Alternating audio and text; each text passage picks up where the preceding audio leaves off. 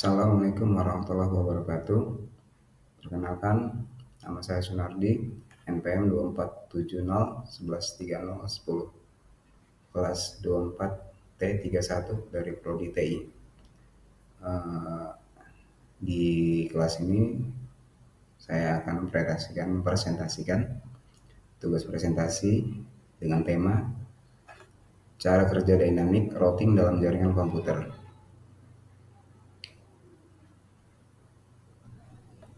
Oke, untuk yang pertama ada daftar isi, di mana di situ ada pengertian dynamic routing, cara kerja dynamic routing, protokol yang digunakan dalam dynamic routing, ilustrasi cara kerja, kelebihan dan kekurangan dynamic routing, dan kesimpulan. Pengertian dynamic routing. Apa itu dynamic routing?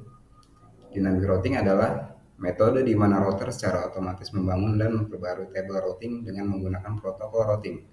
Tujuannya adalah untuk memilih rute terbaik secara otomatis berdasarkan kondisi jaringan yang berubah-ubah. Berbeda dengan static routing yang harus dikonfigurasi manual, dynamic routing lebih efisien untuk jaringan besar dan kompleks.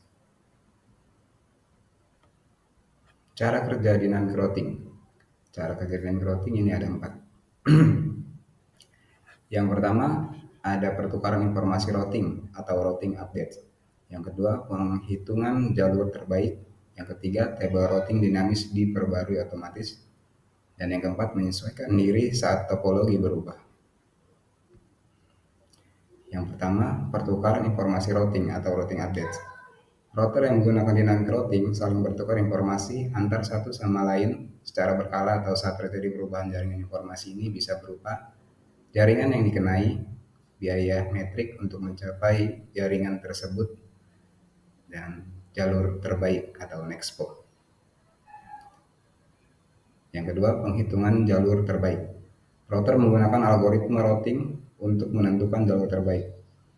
Contoh algoritma distance vector, yaitu menggunakan hopcon atau contoh RIP.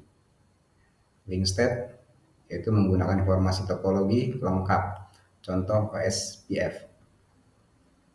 3. Table routing dinamis diperbarui otomatis.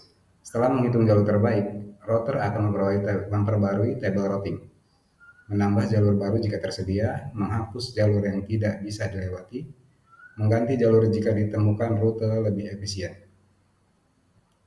Dan yang keempat, menyesuaikan diri saat topologi berubah. Jika ada link yang putus, router yang offline, jaringan baru ditambahkan, maka router akan mendeteksi perubahan dengan hello package dan lain-lain. Menghitung ulang jalur terbaik, reconvergence, menyesuaikan isi table routing sesuai perubahan. Protokol yang digunakan dalam dynamic routing ada RIP, OSPF, IRGF, IRG, BGP, di mana jenisnya masing-masing ada distance vector, link state, hybrid, patch vector. Algoritmanya hopcon, Dijkstra, dual algorithm, police based. Karakteristik max 15 hop, sederhana, lambat, cepat, skala besar, area based. Cisco, proprietary, efisien dan fleksibel, digunakan untuk routing antar ISP, internet. Ilustrasi cara kerja, misalnya jaringan memiliki 3 router, router A, router B, router C, di mana masing-masing memiliki angka 192.168.1.0, 192.168.2.0, 192.168.3.0. Router A tahu tentang 192.168.10 atau langsung, router B tahu tentang 192.168.20. Dengan dynamic routing, router A dan B bertukar info. Router A belajar tentang 192.168.2.0, router A, B, C belajar tentang 192.168.3.0. Jika koneksi A, B putus, A akan mencari jalur baru jika ada.